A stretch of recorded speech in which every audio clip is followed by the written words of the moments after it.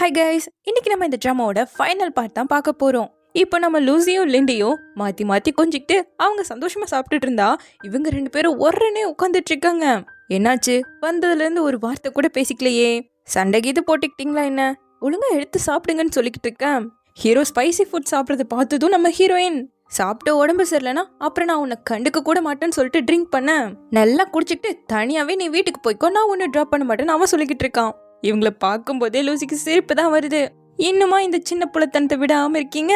சந்தோஷமா குடிச்சுக்கிட்டு எல்லாத்தையும் ஷேர் பண்ணிக்கணும்னு கூப்பிட்டா இல்ல பியர்லாம் குடிக்க கூடாதுங்கிற மாதிரி ஹீரோயின் சொல்லிக்கிட்டு இருக்கா. ஸோ ரெண்டு பேரும் குடிக்கல. பட் அந்த பக்கம் ரெண்டு பேரும் குடிச்சிருக்காங்க இல்லையா? ஸோ நான் உன்னை கல்யாணம் பண்ணிக்கணுங்கிற மாதிரி பேசிக்கிட்டு இருக்கேன். சரி நாங்க கிளம்புறோங்கிற மாதிரி ரெண்டு பேரும் எந்திரிக்கிறாங்க. என்னது இங்க கூப்பிட்டு கூட ஒண்ணு சேராம போறீங்களே, சீக்கிரமா சமாதானம் ஆகிட்டு சீக்கிரமாவே கல்யாணம் பண்ணிக்கணும் இல்லையான்னு லேண்டி சொல்லிட்டு இருக்கேன். ஹீரோ அவ கழுத்துல உள்ள செயினை தான் பாத்துட்டு இருக்கான். அதுல ரிங்க கோத்து போட்டிருக்கா. மேபி நம்ம ஹீரோ ப்ரப்போஸ் பண்றேன்னு சொல்லிட்டு கொடுத்தான்ல அந்த ரிங் போல இது. இப்போ லிண்டி நம்ம ஹீரோவை கன்வின்ஸ் பண்ணி வழிக்கு கொண்டு வரலான்னு சொல்லிட்டு அவனை கூப்பிட்டு பேசலான்னு நினைக்கும் போது அவனுக்கு ஒரு மெசேஜ் வருது. அதை பார்த்தவன் டென்ஷன் ஆகிட்டான். நம்ம லூசி இவன் வாங்கி கொடுத்த பேக்கை சேல் பண்ணணும்னு சொல்லி ஆன்லைன்ல போஸ்ட் போட்டிருப்பால, அது காட்டி என்னது இதுன்னு சொல்லி கேக்குறான். அட இதுவா, எப்ப போட்டதை மறந்தே போயிட்ட பாரு, டெலீட் பண்ணன்னு சொல்லிட்டு அவ பாட்டுக்கு பேசிட்டு இருக்கேன். உனக்கு காசு தேவைப்படுதுன்னா என்கிட்ட கேட்க வேண்டியதானே? அதுக்காக நான் வாங்கி கொடுத்த கிஃப்ட இது மாதிரி விப்பையா? அப்ப நான் யார் தான் உனக்குன்னு சொல்லிட்டு அவனுக்கு ரொம்ப டென்ஷன் ஆயிடுச்சு. நீ என்னடா பேசிட்டு இருக்க? நீ தான் அந்த பிரசன்ட்டை வாங்கி கொடுத்த, நானும் அதை அக்செப்ட் பண்ணிக்கிட்டேனா அதை நான் என்ன வேணா பண்ணலாம் இல்லையா? உன்னோட கேர்ள் ஃப்ரெண்டா இருக்கணும்னு நீ தானே என்கிட்ட வந்து கெஞ்சின. போ, என்ன தனியா இருக்க விடுன்னு அவ சொல்ல. சரி நான் போறேன். நீ என்ன விரும்பாதப்போ நான் யார் உனக்கு? உன் வாழ்க்கையிலிருந்து மொத்தமா அழிஞ்சு போயிடுறேன். உனக்கு அதுதானே சந்தோஷம்னு சொல்லிட்டு சொல்ல. போது நிறுத்து, இங்க பாரு இல்லண்டி, இனிமேல் நான் உன்னை பார்க்க கூட விரும்பலன்னு சொல்லிட்டு கோச்சிட்டு போயிட்டா. ஆனா ஹீரோன் கிட்ட சொல்லி சொல்லி அழுது டிஷ்யூவே பத்தல. ஒரு பக்கம் அவ புரண்டு அழுதுட்டு இருந்தா, லிண்டி இங்க ஹீரோவை பிடிச்சிக்கிட்டு அழுதுட்டு இருக்கான். தென் நெக்ஸ்ட் டே நம்ம ஹீரோ லேப்க்கு வர அவனோட ப்ரொஃபஸர் அவன் கிட்ட உன்னோட ஸ்மார்ட் ஹோம் ப்ராஜெக்ட்கான இனிஷியல் பேமெண்ட் கிடைச்சதால எல்லாம் ஸ்மூத்தா போச்சு. பட் அதெல்லாம் பத்தாது, இன்னும் 1 மாசத்துக்குள்ள அதுக்கான முன்னேற்றம் கிடைக்கலன்னா அப்புறம் எல்லாமே போயிடுங்கிற மாதிரி சொல்ல, நான் அதை எப்படியாவது சால்வ் பண்ண பாக்குறேன்னு சொல்லிட்டு நைட்டு ஃபுல்லா லேப்லயே தான் இருக்கான். அப்ப லிண்டி சாப்பாடு வாங்கிக்கிட்டு ஹீரோவை பார்க்க வர அவனுக்கு பசியே இல்ல வேணாங்கிறான். ஆக மொத்தம் இவங்க ரெண்டு பேருக்கும் ஒரே நிலைமை தானே. லூசி அவ ஸ்டூடியோக்கான டோர் லாக்கு கூட சேஞ்ச் பண்ணிட்டாலாமா. கல் நெஞ்ச காரின்னு திட்டிக்கிட்டு இருக்க அவ இங்க ஜாலியா உட்காந்து லைவ் பண்ணிக்கிட்டு இருக்கா. ஹீரோ போனை வாங்கி அந்த லைவை பார்த்த லிண்டி, ஏண்டா இவளுக்கு கொஞ்சம் கூட ஒரு சோகமே இல்ல, ஒரு டாப் ஸ்டூடெண்டா இருந்து அவளோட எமோஷனலை எனக்கு கண்டுபிடிச்சு சொல்லி பார்க்கலாங்கிற மாதிரி கொடுத்துட்டு இருக்கான்.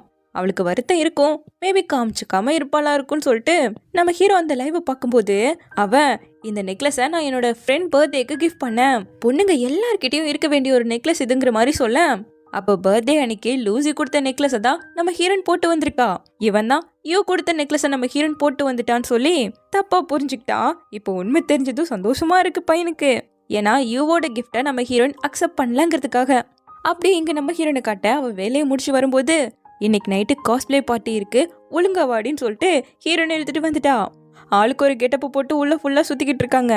சந்தோஷமா இருக்குங்கிறத காட்டுறதுக்காக லூசி ஒரு போஸ்டர் போட அதை பார்த்த ஹீரோ இடத்த கண்டுபிடிச்சு அந்த இடத்துக்கு வந்துட்டான். பட் அவன் நார்மலா வந்ததால உள்ள விட மாட்டேன்ட்டாங்க.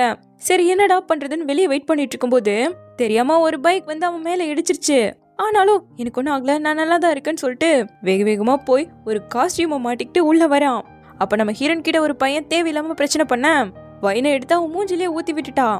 ஆனாலும் அவன் விடாம ஹீரோனை பிடிச்சி எழுதிட்டு இருக்க கரெக்டா ஹீரோ வந்து அவனை தள்ளி விட்டுட்டு அவளை இந்த பக்கமா கூட்டிட்டு வந்தவன், இனிமேலும் ஃபியூச்சர்ல இது மாதிரி இடத்துக்கெல்லாம் வருவியான்னு கேட்டா, நீ இதுல தேவையில்லாம தலையிடாதன்னு அவ சொன்னதும் அவளை ஃபோர்ஸ் பண்ணி கிஸ் பண்ணிட்டு இருக்கான். அவ தள்ளி விட்டுக்கிட்டு போக பைக் அடிச்சு அடிப்பட்டதால நம்ம ஹீரோ முடியாம உட்காடுறான். அப்பதான் அவனுக்கு அடிபட்டிருக்க விஷயமே இவளுக்கு தெரிய வருது. ஸோ நேரா வீட்டுக்கு கூட்டு வந்து அவனுக்கு கட்டு போட்டு விட்டு எழுந்து போக அவளை சோஃபால அப்படியே லாக் பண்ணிட்டு அவளோட செயின்ல ரிங்க மாட்டிருந்தால அதை எடுத்து இதை போட்டிருக்கும் போது நீ ரொம்ப அழகா இருக்குன்னு சொல்லி அப்படியே அவளை கேஸ் பண்ண ரெண்டு பேரும் திரும்ப ஒன்று சேர்ந்துட்டாங்க.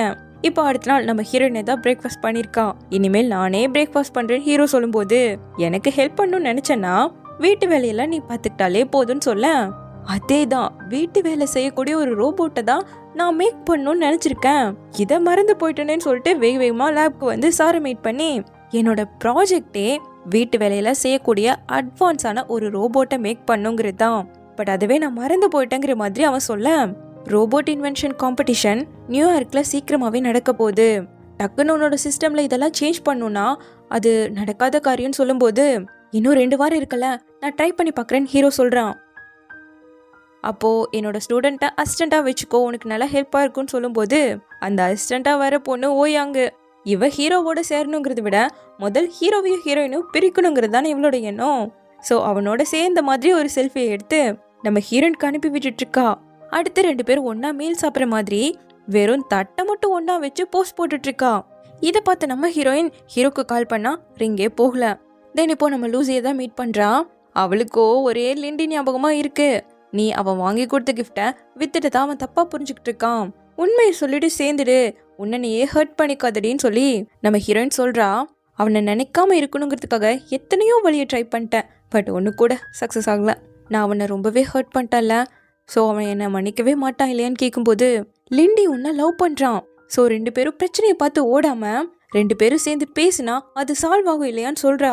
அதுவும் சரிதான லூசி சொல்லும்போது, இதவே ஒரு எக்ஸாம்பிளா எடுத்துக்கிட்டு நானும் இனிமேல் மூயன் கிட்ட ஓப்பனா எல்லாத்தையும் பேசிட போறேன்னு சொல்லிட்டு நேரா ஹீரோவை பார்க்க வரும்போது வேணும்னே நம்ம ஹீரோ கிட்ட க்ளோஸா இருக்க மாதிரி அந்த ஓயங் பொண்ணு நடிக்கிறா. டக்குன்னு இதை பார்த்து நம்ம ஹீரோயினும் அந்த இடத்த விட்டு கோச்சிட்டு ஓடிட. இதை பார்த்ததும் ஹீரோ பின்னாடியே ஓடி வந்து அவளை பிடிச்சிக்கிட்டா. அவ விலக ட்ரை பண்றா, பட் விட மாட்டான். ஏன் நீ ஜெலஸ் ஆகிட்டியான்னு கேட்கும்போது, என்ன பேசிட்டு இருக்க, முதல் நீ யாருப்பா, நம்ம 2 பேருக்கும் ஒருத்தர் கூட தெரியாதேங்கிறா. நான் என்னோட சிஸ்டம் அப்கிரேட் பண்ணிக்கிட்டு இருக்கேன், என்னோட ப்ரொஃபஸர் தான் அசிஸ்டண்டா அவளை வச்சு விட்டுட்டாருன்னு சொல்ல, உங்க 2 பேருக்கும் இப்பெல்லாம் ரொம்ப நல்லா போகுது போலேன்னு கேட்கிறா. அப்படிலாம் ஒன்றும் இல்லை, அவ நீ வரதை பார்த்துட்டு தான் என்ன ஹக் பண்ணான்னு சொல்லும்போது, அப்படியே நீ அவாய்ட் பண்ணாம இருக்க அவளன்னு கேட்கிறா இவ. நான் அவளை ஆல்ரெடி ரிஜெக்ட் பண்ணிட்டேன், அந்த ரோபோட் கூட என்னோடன்னு சொல்ல வந்தவன் மேற்கொண்டு சொல்ல மாட்டான், போய்க்காரா போடா பேட் பாய்னு சொல்லிட்டு நம்ம ஹீரோன் கோச்சிட்டு போயிட. அந்த ரோபோட் என்னோட ப்ரொபோசலுக்கான ப்ரெசன்ட்னு சொல்லி அதுக்கப்புறமா சொல்லிட்டு இருக்கான். என்ன ஆனாலும் சரி, இந்த ஓயாங்க்கு நம்ம ஹீரோவும் ஹீரோயினும் சேரவே கூடாதுங்கிற எண்ணம் தானே இருக்கு. ஸோ மறுபடியும் நம்ம ஹீரோயினுக்கு அன்னோன் நம்பர்லேருந்து மெசேஜ் பண்ணுறா, உன் அப்பா அம்மாவை கொன்னது யாருன்னு மறந்துடாத அப்படிங்கிற மாதிரி. ஸோ டக்குன்னு ஹீரோயின் அந்த நம்பருக்கு கால் பண்ணா அவ எடுக்கவே இல்லை. இதை வேற ஞாபகப்படுத்துறதுனால நம்ம ஹீரோனுக்கு கெட்ட கனவு வந்து பயந்து போய் எந்திரிக்க. ஹீரோ கொடுத்த வாட்சில் கரெக்டாக அலாரம் அடிக்க அந்த செகண்டே ஹீரோ வந்துட்டான். இவளுக்கு என்னமோ ஏதோன்னு சொல்லி பயந்து போயிட்டான். அண்ட் நம்ம ஹீரோயின் கிட்ட, என்னோட ப்ராஜெக்டில் நான் ரொம்ப பிஸியாக இருந்துட்டேன், உன்னோட ஃபீலிங்ஸை புரிஞ்சுக்காம போயிட்டேன், என்னை மன்னிச்சிட்டுன்னு கேட்கும்போது, நான் உன்னை முன்னாடியே நம்பியிருக்கணும், என்னோட பேரண்ட்ஸ்க்கு நடந்த விஷயத்துக்கு உன் மேலே சந்தேகப்பட்டிருக்க கூடாது, ஏன்னா நீ எந்த தப்புமே பண்ணல, ஸோ நம்ம 2 பேரும் சேர்ந்தே எல்லாத்தையும் ஃபேஸ் பண்ணுவோன்னு சொல்கிறா. இப்போதான் இவளுக்கு ஹீரோ மேலே நம்பிக்கையே வந்திருக்கு. அதனால இவ டேட்டா ரூம்ல ஃபோட்டோ எடுத்து அந்த கான்ட்ராக்டை இப்போ ஹீரோ கிட்ட காட்டுறா. அப்போ கண்டிப்பாக அந்த ஓயாங் குரூப் ஏதோ ஒன்று பண்ணியிருக்குன்னு பேசிக்கிட்டு இருக்கும்போது லேப்லேருந்து அர்ஜென்ட்னு சொல்லி ஹீரோவை சார் கூப்பிட்டதால அவன் கிளம்பிட்டான். அப்போ அந்த ஓயாங் இவளுக்கு கால் பண்ணி, உனக்கு உண்மையை தெரிஞ்சுக்கணும்னா என்னோட வீட்டுக்கு வா, எல்லாத்தையும் தெரிஞ்சுப்ப, ஆனா நீ மட்டும்தான் அந்த இடத்துக்கு வரணும்னு சொல்றா. இந்த விஷயத்த ஹீரோ கிட்ட சொல்லணும்னு ட்ரை பண்ணுவ போல, பட் அவன் லேப்ல ரொம்ப பிஸியா இருக்கான். ஏன்னா இந்த டைமும் ஃபெயில் ஆயிடுச்சுன்னா அப்புறம் கண்டிப்பா உன்னால காம்படிஷன்ல கலந்துக்கவே முடியாதுன்னு சார் வேற சொல்லியிருக்காரு. அதனால ஹீரோவால ஹீரோயினோட காலை அட்டென்ட் பண்ண முடியல. ஸோ நம்ம ஹீரோயின் தனியா ஓயாங்க மீட் பண்றா. இவளோட அப்பா அம்மா இறந்ததுக்கு ஹீரோவோட அப்பா அம்மா தான் முழு காரணங்கிற மாதிரி எல்லா எவிடன்ஸையும் நம்ம ஹீரோயின் கிட்ட காட்டுறா. என்ன பண்ண போறான்னு தெரியல, பட் இங்க நம்ம ஹீரோ அவனோட ரோபோட்டை நல்லபடியா அப்கிரேட் பண்ணிட்டான். அப்போதான் நம்ம ஹீரோயினோட மெசேஜை எடுத்து பார்க்குறான். அவள் போகிறதுக்கு முன்னாடி ஹீரோக்கு ஒரு மெசேஜை போட்டு தான் போயிருக்கா, பட் அவளுக்கு கால் பண்ணால் போக மாட்டேங்குது. ஸோ ஓயாங் அண்ணன் கிட்ட ஹீரோ இன்ஃபார்ம் பண்ணிட்டான். இங்கே நம்ம ஹீரோயின் அந்த ஓயாங் என்ன பிட்ட சொன்னாலும் அதெல்லாம் நம்பவே இல்லை. நான் எதுக்காக உன்னை நம்பணுங்கிற மாதிரி தான் கேட்குறா. உண்மையை ஏற்றுக்கிறதுக்கு உனக்கு கஷ்டமாக தான் இருக்கும், புரியுது, பட் இது எல்லாமே உண்மை, நீயும் மூயனும் கடைசி வரைக்கும் சந்தோஷமா வாழ முடியாதுங்கிற மாதிரி சொல்றா. அப்படின்னா என்னையும் அவனையும் பிரிக்கிறதுக்காக தான் இந்த வேலையை பார்த்துருக்கேன் நல்லாவே தெரியுதுன்னு சொல்ல, நான் உனக்கு ஹெல்ப் பண்ணணும் தான் நினைக்கிறேன், அப்ராடுக்கு போய் இன்னும் நல்லா படிங்கிற மாதிரியெல்லாம் சொல்லிட்டு இருக்க ஹீரோனுக்கு டென்ஷன் ஆயிடுச்சு. கரெக்டா ஹீரோவும் அவளோட அண்ணனும் அந்த இடத்துக்கு வந்துட்டாங்க. அண்ணனை பார்த்ததும் இந்த ஓயாங் உடனே, நாங்க ஜஸ்ட் பேசிட்டு தான் இருந்தோம், அவளோட சின்ன சின்ன சீக்ரெட்டை எல்லாம் டிஸ்கஸ் பண்ணிட்டு இருந்தோங்கிற மாதிரி சொல்லிட்டு, இங்க நீங்க என்ன பண்றீங்கன்னு கேக்குறா. அவரு இவ ஹீரோனுக்கு கொடுத்த அந்த எவிடன்ஸ் எல்லாம் எடுத்து பார்த்துட்டு, ஓயாங் நீ இப்படிப்பட்டவன் நான் நினைச்சு கூட பார்க்கலன்னு அவளை திட்டிட்டு ஹீரோயின் கிட்ட வந்து, உன்கிட்ட எல்லா உண்மையும் சொல்லணும்னு நான் ஃபர்ஸ்ட் நினைக்கவே இல்லைன்னு சொல்லி ஒரு ஆடியோவை காட்டுறாரு. இதுதான் உண்மையான ஆடியோ. ஹீரோவோட அப்பா தான் அவரோட கம்பெனில ஏதோ பிரச்சனைங்கிறத கண்டுபிடிச்சு சொல்லியிருப்பாரு. ஹீரோயினோட அப்பா உங்க 2 பேர் மேலேயும் எனக்கு நிறையவே நம்பிக்கை இருக்குன்னு சொல்லியிருப்பாரு. அதை தான் இந்த ஓயாங் அவளுக்கு ஏத்த மாதிரி எடிட் பண்ணி முதல்ல ஹீரோயின் கிட்ட காட்டி பிரச்சனையை பண்ணியிருந்திருப்பா.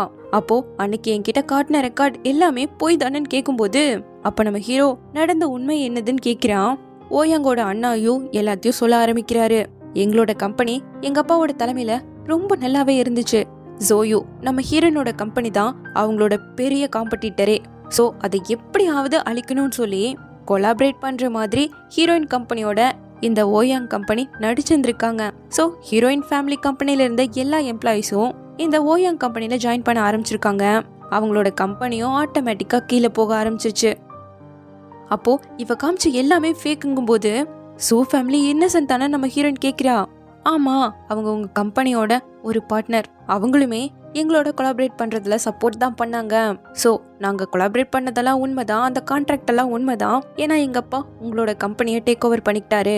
பட் சூ ஃபேமிலிய உன்னோட அப்பா அம்மா ரொம்பவே நம்பினாங்க. மற்றபடி இந்த ஓயாங் கொடுத்த எல்லா டாக்குமெண்ட்டுமே அவளா ரெடி பண்ணி கொடுத்ததுன்னு சொல்றாரு. இப்போ இது கேட்டதும் நம்ம ஹீரோயினுக்கு ரொம்பவே கஷ்டமா போயிடுச்சு. தப்பே பண்ணாத ஹீரோவோட ஃபேமிலிய இத்தனை நாள் அவ தப்பா நினைச்சுக்கிட்டு அவங்களுக்கு எவ்வளோ பெரிய தண்டனையை கொடுத்துட்டு இருந்தா. பட் இது எல்லாத்தையும் ஸ்டார்ட் பண்ணி வச்சது இந்த ஓயாங் தானே. எதுக்காக இப்படி பண்ணன்னு ஹீரோ போய் கேட்க, இவ குட்டி பொண்ணா இருக்கும் போதே அவ அப்பாவோட ஹீரோ வீட்டுக்கு வந்திருக்காங்க. அங்க ஒரு பெண்ணு புடிச்சு போயிருந்ததுன்னு சொல்லி பாத்துட்டு இருக்கும் போது ஹீரோ அதை அவகிட்ட இருந்து வாங்கி இது ஹீரோயினுக்கு சொந்தமானதுன்னு சொல்லி கொடுத்துட்டு இருந்திருப்பான். அப்ப இருந்தே இவளுக்கு ஹீரோயினை பிடிக்கல போல. அண்ட் அவ ஆசைப்பட்டு கிடைக்காத ஒரு விஷயம்னா அது ஹீரோ மட்டும்தான். அதுக்கு காரணம் ஹீரோயின்ங்கிறதால பழி வாங்கியிருக்கா. அந்த சின்ன வயசுல நடந்த விஷயம் எல்லாம் ஹீரோக்கு ஞாபகம் கூட இல்ல. பட் நம்ம ஹீரோயின் உன்னை யாருமே ஹர்ட் பண்ணுன்னு நினைக்கவே இல்ல. இது எல்லாத்துக்கும் காரணமே நீ ரொம்ப பொசசிவா இருக்க, அதனாலதான் சொல்லும் போது அவ கோவத்துல ஹீரோனை தள்ளி விட்டுட்டா. சோ ஹீரோ அவளை கூட்டிட்டு போயிட இங்க யூ அவளை புடிச்சு வச்சுக்கிட்டாரு. பயங்கரமா கத்திட்டு இருக்கா, சுத்தமா அடங்கவே மாட்டேங்கிறா. அப்போ ஒரு ஃபோர்ஸ்ல அவரை பிடிச்சு தள்ளும் போது இவ கரெக்டா டேபிள் மேலேயே விழுந்துட அவர் தான் வேக வேகமா ஹாஸ்பிட்டலுக்கு தூக்கிட்டு போயிட்டு இருக்காரு. அப்படியே கட் பண்ணி அடுத்த நாள் ஆஃபீஸ்ல காட்டுறாங்க. நம்ம ஹீரோயின் வந்து ரிசைன் லெட்டர் கொடுத்துட்டா. கொஞ்ச நாள் எனக்கு ரெஸ்ட் தேவைப்படுது.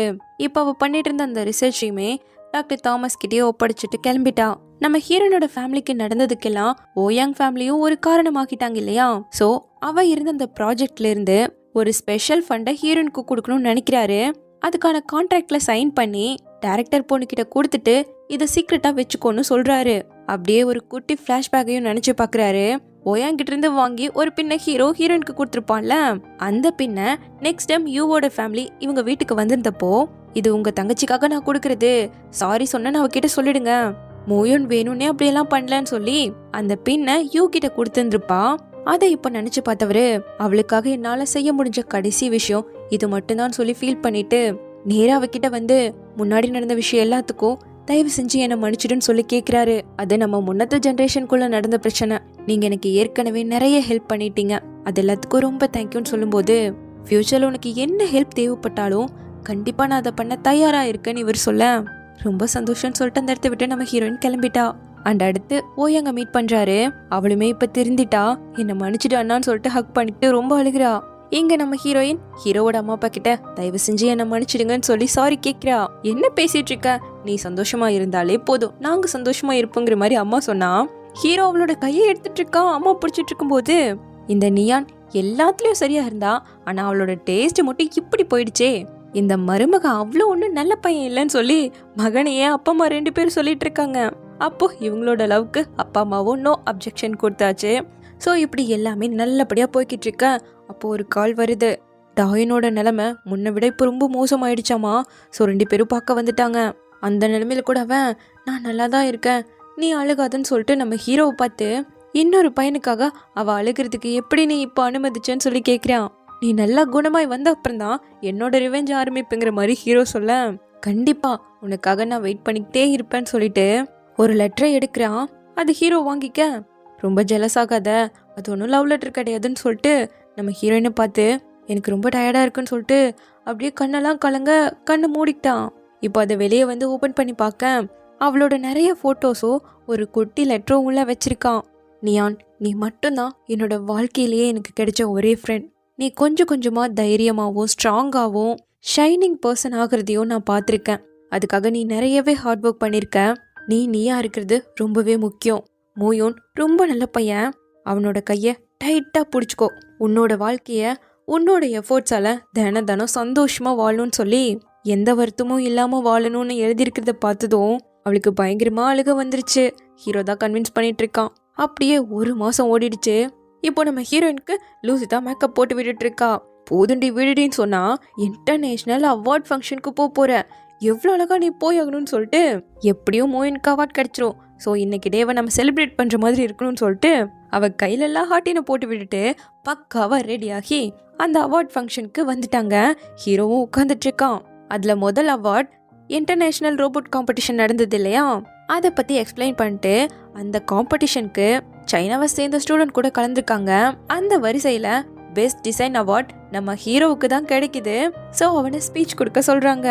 முக்கியமாக அந்த ரோபோட் தயாரிக்கிறதுக்கு எங்கிருந்து உங்களுக்கு இன்ஸ்பிரேஷன் கிடைச்சதுன்னு கேட்கும்போது, நான் அளவு கடந்து லவ் பண்ணுற ஒரு பர்சன் கிட்ட இருந்து தான் எனக்கு அந்த இன்ஸ்பிரேஷன் கிடைச்சதுன்னு ஹீரோ சொல்கிறான்.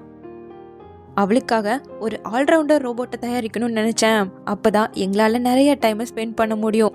எல்லா டெக்னாலஜியுமே ஏதோ ஒரு வகையில் ஒரு ஆசையால் தான் உருவாக்கப்படும். அதில் ஹையஸ்ட் லெவல் இருக்கக்கூடியது லவ் தான் சொல்லிட்டு சின்ன வயசுலேருந்து அவன் ஹீரோயினை எவ்வளோ கஷ்டப்படுத்திருக்கான். எனக்கு முதல்ல லவ்னா என்னன்னே தெரியாது. ஸோ எனக்காக அவளை அதிகமாக குக் பண்ண வைப்பேன். ஒரு சிம்பிள் கொஸ்டினை கூட அவளால் சால்வ் பண்ண முடியலன்னு சொல்லிட்டு அவளை பார்த்து சிரிப்பேன். வெளியே ஃப்ரெண்ட்ஸ் எல்லாம் பிடிக்கவே கூடாது, என்னை மட்டுமே வீட்டில் பார்த்துக்கணும்னு நினைப்பேன். ஏன்னா அவள் ஒவ்வொரு செகண்டையும் என்னோட மட்டும்தான் ஸ்பெண்ட் பண்ணணும்னு நினச்சிட்டு இருந்தேன். அதனாலேயே அவள் என் மேலே கோவத்திலே இருப்பா. சின்ன வயசுலேருந்தே சண்டை வந்துக்கிட்டே இருக்கும். பட் அப்படி இருக்கக்கூடாது. உண்மையான லவ்ங்கிறது அவளோட ஃப்ரெண்ட்ஸை தன்னோட ஃப்ரெண்ட்ஸ் மாதிரி பார்த்துக்கணும். என்னோட சந்தோஷத்தையும் சோகத்தையும் அவகிட்ட ஷேர் பண்ணிக்கணும். கேரிங்காக, ப்ரொடெக்டிவாக, ரெஸ்பெக்டோட அவளை பார்த்துக்கணுங்கிறது தான் உண்மையான லவ்ங்கிறதையும் புரிஞ்சுக்கிட்டேன். நியான், நீ எனக்காக பண்ணி கொடுத்த எல்லா டிஷ்ஷுமே அவ்வளோ சூப்பராக இருந்துச்சு. இந்த உலகத்திலேயே பெஸ்ட்டுன்னு கூட சொல்லலாம். நீ ரொம்பவே திறமையான பொண்ணு. எனக்காக உன் மனசில் எப்பவும் தனி இடம் உண்டு.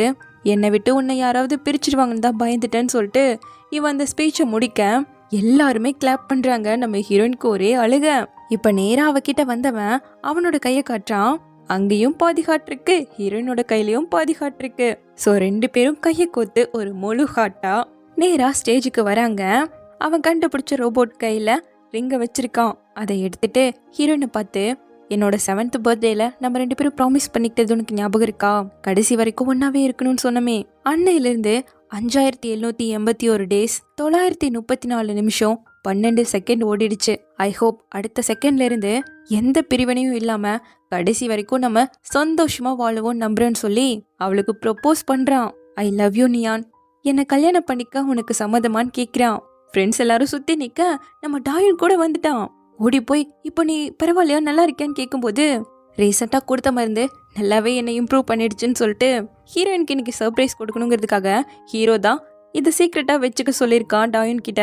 இப்போ அவன் அவளை பிடிச்சி இழுத்து, இன்னைக்கு நான் தான் இங்கே மெயின் கேரக்டர், என்னை கல்யாணம் பண்ணிக்க உனக்கு சம்மதமான்னு கேட்க எல்லாரும் எஸ் சொல்லுன்னு கத்துறாங்களா. ஹீரோயினும் சந்தோஷமா ஓகே சொல்லிட ஹாப்பியாக ரெண்டு பேரும் கிஸ் பண்ணிக்கிட்டாங்க. இப்போ இந்த பக்கம் வந்ததும் டாயன் உண்மையை சொல்கிறானான்னு சொல்லிட்டு இவளுக்கு கொஞ்சம் டவுட்டாக இருக்கு. நான் அவன்கிட்ட போய் சொல்லவே இல்லை, டாக்டர் தாமஸ் கிட்ட வேணா கேட்டுக்கோன்னு சொல்ல அப்பதான் நம்புறா. அவனை ஹக் பண்ண போனா ஹீரோ விட மாட்டான். உனக்கு பதிலாக நானே அவனை ஹக் பண்றேன்னு சொல்லிட்டு நீ பார்த்து வீட்டுக்கு போ, நாங்க ரெண்டு பேரும் கிளம்புறேன்னு சொல்லிட்டு ஹீரோனை தூக்கிட்டே வந்துட்டான். ஆக மொத்தம் ரெண்டு பேரும் ஜோடியா ஹாப்பியா சேர்ந்துட்டாங்க இல்லையா. தென் நம்ம ஹீரோயினுக்கு ஹீல்ஸ் போட்டு நடக்க முடியலன்னு சொல்லிட்டு தூக்கிட்டு போறேன்னு சொல்றான். வேணாம் நம்ம டாக்ஸியை பிடிச்சி போவோன்னு சொல்லி அவளே டாக்ஸியை நிறுத்தி, நான் பயப்பட மாட்டேன், என் பக்கத்துல நீ இருக்கல்லன்னு சொல்லி தைரியத்தோட ஏறி உட்கார்றா. கொஞ்சம் அவளுக்கு பயமா இருந்தாலும் ஹீரோ அவளுக்கு தைரியத்தை கொடுக்க அதையும் ஓவர் கம் பண்ணிட்டா. இங்க லூசிய காட்ட இன்னும் லிண்டியோட சேரவே இல்ல. போதும், கோவத்தை மறந்து ரெண்டு பேரும் ஒன்னு சேர்ந்துக்கலான்னு கேட்டா, நம்ம ஆல்ரெடி பிரேக்கப் பண்ணியாச்சு, என் அப்பாவும் என்னோட புது பாய் ஃப்ரெண்டும் எனக்காக ஹோட்டல்ல வெயிட் பண்ணுவாங்கன்னு சொல்லிட்டு கிளம்பிட்டான். கட் பண்ணா இப்ப நைட்டு அவங்க அப்பா கிட்ட திட்டு வாங்கிட்டு இருக்கா. சேர்மனோட பையனே ரிஜெக்ட் பண்ணிட்டு வந்திருக்கியா, ஒழுங்கா உள்ள போய் சாரி கேளுன்னு திட்டிட்டு இருக்காரு.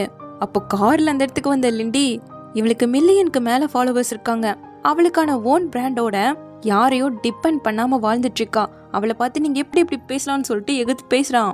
இதெல்லாம் பேசுறதுக்கு நீ யாருன்னு கேட்கும்போது நான் அவளோட பாய் ஃப்ரெண்ட்னு சொல்றான். ஓஹோ பாய் ஃப்ரெண்டா, அப்ப இந்த பணக்காரனோட தான் வாழ்ந்துட்டு இருக்கியான்னு கேட்கும்போது, தப்பா சொல்றீங்க, நான் தான் அவளை சார்ந்து வாழ்ந்துட்டு இருக்கேன், அவ என்ன சார்ந்து வாழலன்னு சொல்றான். சோ தேவையில்லாம அவளை திட்டுறதை விட்டுட்டு ஃபியூச்சர்ல ஏதாவது உங்களுக்கு பிரச்சனை வந்தா என்கிட்ட வாங்க, இனிமேல் அவளை திட்டுறதுக்கு உங்களுக்கு எந்த அருகதையும் கிடையாதுன்னு சொல்லிட்டு அவளை கூட்டிட்டு போயிட்டான். பரவாயில்லையே, நல்லா தான் ஆக்ட் பண்றங்கிற மாதிரி சொல்ல அவன் நடிக்கவே இல்லை. இது அவனோட உண்மையான கார் தான். உண்மையா சொல்ல போனா இவனுமே பணக்கார வீட்டு பையன்தான். பட் இத இவன் லூசி கிட்ட வெளியே காமிச்சிக்கவே இல்லை. ஏன்னா அவன் சுயமா சம்பாரிச்சு இவளோட சந்தோஷமா வாழணும்னு நினைக்கிறான். பட் இதெல்லாம் டக்குன்னு நம்ம லூசியால ஏத்துக்க முடியல. ஆனாலும் அவன் உன்னோட ஃபேமிலியை நினைச்சு நம்ம ரெண்டு பேரும் பிரிஞ்சு போயிடுவேன் தானே பயப்படுற, பட் நீ எப்படி இருந்தாலும் எனக்கு உன்னை ரொம்ப பிடிக்கும், ஏன்னா நான் உன்னை விரும்புறேன். ஸோ நம்ம கடைசி வரைக்கும் சந்தோஷமா வாழணும், நமக்குன்னு சொந்தமான ஒரு அழகான குட்டி வீட்டில் நம்ம சந்தோஷமா வாழணும்னு சொல்லிட்டு அவனோட மனசார அவன் ப்ரொப்போஸ் பண்ண லூசியால எப்படி மறுக்க முடியும்? ஸோ 2 பேரும் கிஸ் பண்ணிக்கிட்டு ஒன்று சேர்ந்துட்டாங்க. இங்க நம்ம ஹீரோயினை காட்ட அவளோட ரூம்ல இருந்து ஷிஃப்ட் ஆகி நம்ம ஹீரோட ரூம்க்கே வந்துட்டா. முதல்ல அவன் ரெடி பண்ணி கொடுத்த அந்த பெயிண்டிங்கை தான் இவளோட ரூம்ல மாட்டிட்டு இருக்காங்க. அப்புறம் எப்பவும் போல குட்டி குட்டி சண்டை போட்டு குட்டி குட்டி ஃப்ளர்ட் பண்ணிட்டு ஜாலியா டைம் ஸ்பெண்ட் பண்ணிட்டு இருக்காங்க. இதுல நைட்டு ரொமான்ஸ் கொஞ்சம் கூட எட்டி பார்க்க கரெக்டா அம்மா உள்ள வந்துட்டாங்க. ஐயோ, நான் எதையும் பார்க்கலங்கிற மாதிரி க்ளோஸ் பண்ணிட்டு போனவங்க திரும்பவும் கதை ஓபன் பண்ணி டூ யுவர் பெஸ்ட்னு சொல்லிட்டு ஓடிட்டு இருக்காங்க. இங்க நம்ம ஹீரோயினும் அதுக்கு முன்னாடி அவர் ரூம்குள்ள போய் உட்காந்துக்கிட்டு ஐயோ இப்படியே ஆகணுங்கிற மாதிரி ஒரே வெக்கமா போயிட்டு இருக்கு. ஸோ இப்படியே நாட்களோட நம்ம ஹீரோவும் லேப்ல பிஸி ஆகிட்டான். அதுல எப்பவும் போல அவனுக்கு ஸ்டொமக் பெயின் வேற வந்துட. அப்போ அவனோட ஃப்ரெண்டு சாப்பாடு வாங்கிட்டு வரேன்னு சொல்லிட்டு 2 பேருக்கும் தான் வாங்கிட்டு வரான். முதல்ல ஒரு மாதிரி சோகத்தோடு தான் சாப்பிட்றான். பழக்கப்பட்ட டேஸ்ட் மாதிரி இருக்கவும் வாங்கிட்டு வந்த பையனுக்கே கொடுக்க முடியாதுன்னு வாங்கி வச்சுக்கிட்டு இவன் ஒருத்தனே சாப்பிட்டுட்டு இருக்கான். ஏன்னா இதை பண்ணது நம்ம ஹீரோயின். அண்ட் ஆல்சோ அவளோட கேக் ஷாப்பையும் இப்போ ஓபன் பண்ணிட்டா. அண்ட் வேலையை முடிச்சு நம்ம ஹீரோ இப்போ லேட்டா வீட்டுக்கு வர நம்ம ஹீரோயின் வெட்டிங் ட்ரெஸ்ஸோட வெயிட் பண்ணிக்கிட்டு இருக்கா. இந்த ஆவரேஜான வெட்டிங் ட்ரெஸ்ஸை கண்டுபிடிக்கிறதுக்கே ரொம்ப நாள் ஆயிடுச்சுங்கிற மாதிரி நம்ம ஹீரோயின் சொல்ல, நான் எதிர்பார்த்ததை விட ரொம்ப நல்லா இருக்குங்கிறான். அண்ட் அவளை பிடிச்சி இந்த உலகத்திலேயே ஹாப்பியஸ்ட் மேனா என்ன ஆக்குனதுக்கு ரொம்ப தேங்க்யூன்னு சொல்ல, இல்ல நான் தான் ஹாப்பியஸ்ட் பர்சன் அவ சொல்றா. தென் அழகா 2 பேரும் கிஸ் பண்ணிக்க அப்படியே கட் பண்றாங்க. இப்போ அவங்க 2 பேருக்கும் மேரேஜ் சர்டிபிகேட் கூட வாங்கியாச்சு. ஹனிமூன் போறதுக்காக பேக் பண்ணிக்கிட்டு இருக்காங்க.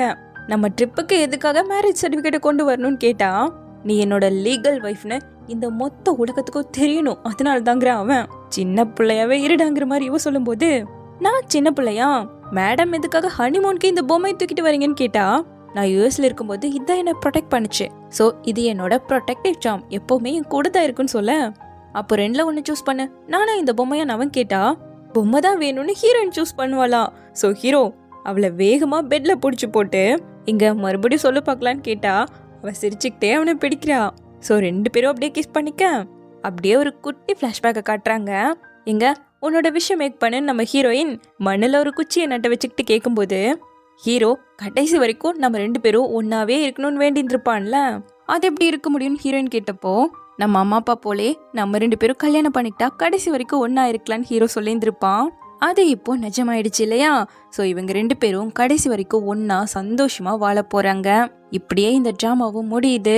உங்களுக்கு இந்த ட்ராமா பிடிச்சிருக்கும் நம்புறேன். சீக்கிரமாவே இன்னொரு புது ட்ராமால வந்து பார்க்குறேன். தேங்க்யூ.